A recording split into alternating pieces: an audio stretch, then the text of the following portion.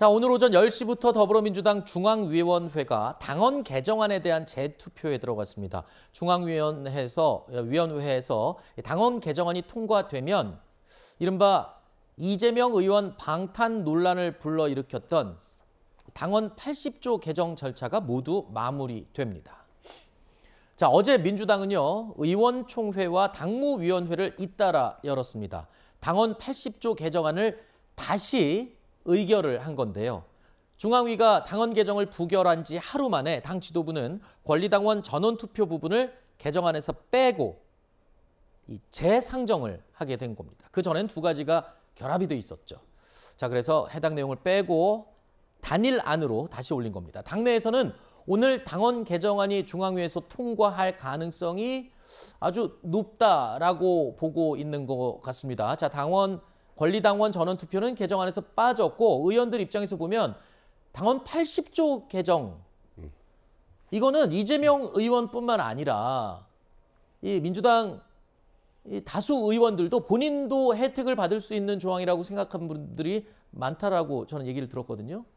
뭐 그럴 수도 있겠고요. 근데 이제 중요한 거는 일단 부결이 됐을 때는 두 가지 사안이었습니다. 네. 두 가지 사안 중에 하나만 마음에 안 들어도 반대표를 던질 수 있는 거죠. 네. 이거는 이제 쟁점이 하나로 좁혀졌기 때문에 그것만 놓고, 그러니까 기소 시에 당직 정지 이것에 대한 절차인데 그거 하나만 놓고 표결을 하게 되는 거고, 아마 그 처음에 이게 안이 부결될 때도 47% 찬성률이 나왔습니다. 그러면 네. 3% 이상 더 덧붙이면은 이번에는 가결이 되는 거잖아요. 그게 중앙위원으로 한 열 몇 명 정도 수준인데 굉장히 설득을 하고 압박도 놓고 네. 여러 가지 얘기를 했을 거예요. 그렇기 때문에 아마 이번에는 통과 가능성이 높다, 이런 전망이 나오는 것 같습니다. 네.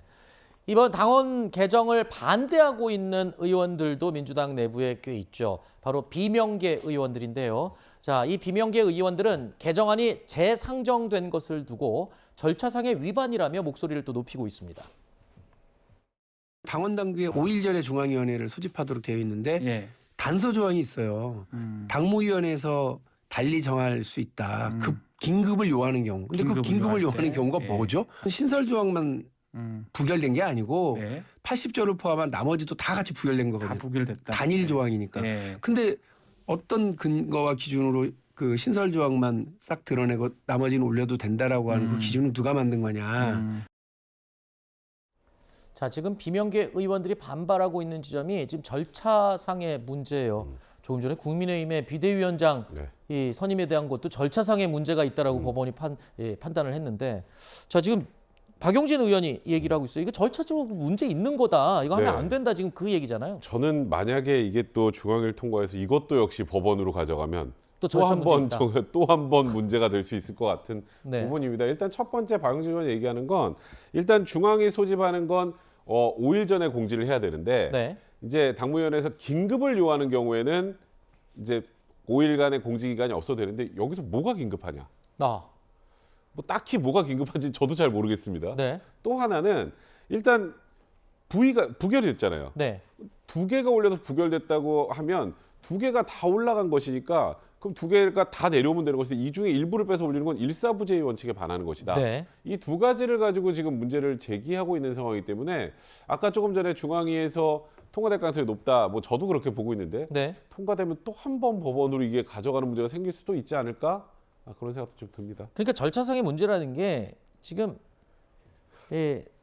전당대회 5일 전 맞죠? 5일 전 규정을 어겨가면서까지, 그러니까 무리하게 지금 이렇게 개정을 하는 것, 결국에는 이재명 방탄이 목적이 아니냐, 지금 그 얘기인데, 백승훈 변호사도 지금 우려를 제기했어요. 지금 만약에 이거 그대로 강행하면 결국에 민주당도 역시 또 절차상의 문제로 향후에 폭풍이 불어닥칠 수 있다. 지금 이 얘기잖아요. 네, 혹시나 이걸 두고 또 일부 당원들이 가처분 신청을 내지는 않을까, 이렇게 또 예측을 해보고요. 근데 이게 절차 위반이 아니다라고 해도 절차적 정의에 어긋나는 경우들이 있습니다. 그러니까 이게 사실 일사부재의 원칙에 대해서는 안건 자체가 내용이 달라져 있는 거긴 하기 때문에 그 원칙에 어긋난다고만 볼 수는 없어요. 근데 이게 정상적으로 표결을 할 거였다면 두 가지 내용이라면 두 가지 안을 따로 올려서 표결을 하든지, 아니면 두 가지를 올려서 표결을 하는 김에 수정안으로 한 가지만 담은 수정안을 올려서 그 자리에서 수정안 원안 이 순서로 표결을 하든지 했었어야 되는 겁니다. 근데 다 같이 그냥 밀어붙이면 통과될 줄 알고 했는데 이게 안 되니까 한 가지를 부랴부랴 빼가지고 발췌해가지고 다시 표결하는 거잖아요. 이거는 설령 절차적인 어떤 규정을 위반한 건 아닐지라도 절차 정의는 아닌 거거든요. 네. 그리고 그렇게 해서 얻는 결과는 무엇이냐. 네. 결국에 새로 대표가 될 가능성이 굉장히 유력한 이재명 의원에 대한 방탄이다. 이 얘기밖에 없는 겁니다. 정무적으로 판단을 하더라도 민주당한테 손해인 거거든요. 네. 이 부분에 대해서 저는 사실 민주당의 중앙위원들이 부결시킬 때 태세를 살려야 된다. 네. 당의 자존심을 지키려면은 설령 이 내용에 내가 찬성을 하는데 이 안을 감히 또 올리는 것은 용납할 수 없다. 그래서 부결시키는 게 맞다. 예, 이 말씀을 드립니다. 자, 지금 민주당이 이렇게 말씀하신 대로 우려의 목소리가 많음에도 불구하고 이렇게 밀어붙이는 이유, 네. 성급하게 밀어붙이는 이유. 최근에 김혜경 씨의 이 경찰 소환 조사가 있었고 또 이재명 의원 본인에 관한 경찰과 검찰의 지금 의혹 수사가 네. 크게 6가지 지금 내용이 진행이 되고 있습니다. 네. 아직 결과가 아무것도 안 나왔어요. 자, 이런 것들에 지금 코앞에 닥친 수사 결과, 네. 예, 즉 소위 말하는 사법 리스크, 네. 이 부분들을 대비하기 위해서 이건 빨리 서둘러야 되는 부분이다. 이런 건가요? 그러니까 물론 뭐 당에서야 이건 이재명 의원만 생각하고 하는 게 아니에요라고 하지만 이재명 의원밖에 생각이 안 납니다. 사실 지금 이 네. 상황에서는 지금 말씀하셨던 것처럼 당 대표가 될 가능성은 거의 확실시 되죠. 되는 네. 상황에서 지금 여러 가지 수사가 진행되는 과정에서 기소가 될 가능성도 매우 높습니다. 그건 뭐 기소가 돼야 한다, 되면 안 된다 이런 개념이 아니라 네. 수사가 진행되면 기소가 될 가능성이 있죠. 네. 기소가 되면 예전에 한 번 당원권 당원을 개헌하려고 할 때, 개정하려고 할 때 기소되는 거 말고 1심 끝나고 하자 이랬는데 그거는 무산됐잖아요. 네. 근데 그 밑에 이걸 정치 탄압이라고 인정되면 예외적으로 윤리심판원에서 징계 당무위원회로. 취소를 할 수 있단 말이에요. 근데 이걸 윤리심판원에서 당무위원회로 싹 바꾸는 개정이에요. 그럼 그거 위바꾸는 거랑 똑같습니다. 네. 당무위원회면 결국 당대표가 다 할 텐데. 1조 받구나, 3조 받구나. 그죠? 그렇죠. 그러니까 이게 약간 눈 가리고 아웅 같아요. 아니 우리 1조 그대로 뒀잖냐. 약간 이런 취지인 것 같은데 당무위원회에서 취소 변경할 수 있으면 사실 당대표가 할 수 있는 거랑 마찬가지 아니겠습니까? 네. 그러다 보니까 결국 이재명 의원 때문에 그런 것 아니냐라는 말이 나올 수밖에 없는 상황입니다. 자, 야당 비대위가 당원 개정을 꼼수라는 비판에도 그대로 밀어붙이고 있는 상황이죠. 자, 이재명 사당화 우려의 목소리도 민주당 내부에서 계속 거세지고 있는 가운데 오늘 임기를 마무리하는 우상호 비대위원장이 이런 입장을 냈습니다. 저는 개인적으로 약간 좀 억울한 게 비대위가 특정 인의 사당화를 돕기 위해서 무리를 한 것처럼 이렇게 규정하고 규정한 것에 대해서는 전혀 사실이 아니다. 그리고 제가 그렇게 할 이유도 없고 그래서 저는 논쟁하는 건 좋은데 엉뚱한 비대위를 갖고 이렇게 공격하고 하는 것은 저는 사실 솔직히 좀 서운합니다.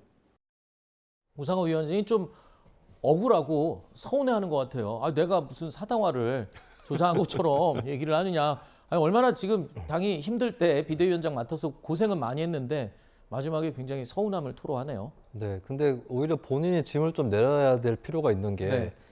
이재명 의원이 대표가 되고 난 다음에 하면 더 부담이 되니까 그 전에 조금 더 중립적인 비대위에서 하겠다 이런 생각이 좀 강한 것 같아요. 네. 저는 지금 오히려 좀 발언을 하고 책임을 져야 될 것은 이재명 의원이라고 봅니다. 아하. 미리 대표가 될 사람이라면 미리 대표감이라는 걸 보여줘야 돼요. 이 상황에 대해서 본인의 입으로 정리가 필요합니다. 그리고 판단도 내가 대표가 돼서 다시 한번 판단을 해보겠다. 필요하면 그때 가결시키겠다. 이런 태도가 필요한 건데 그게 안 되니까 이제 지금 하고 있는 비대위에서 또 짐을 지고 있는 게 아닌가 이렇게 네. 봅니다.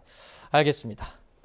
자, 오늘 저희가 준비해 놓은 원래 내용들이 꽤 많았는데요. 오늘 이준석 전 대표가 제기한 가처분 인용 여부에 대한 속보가 들어오면서 진행이 조금 매끄럽지 못했던 부분이 많았습니다. 이 부분 양해해 주시기 바랍니다. 자, 저희가 준비한 Q&A는 여기서 마무리하고요. 다음 코너로 계속 이어갑니다. 만나보시죠.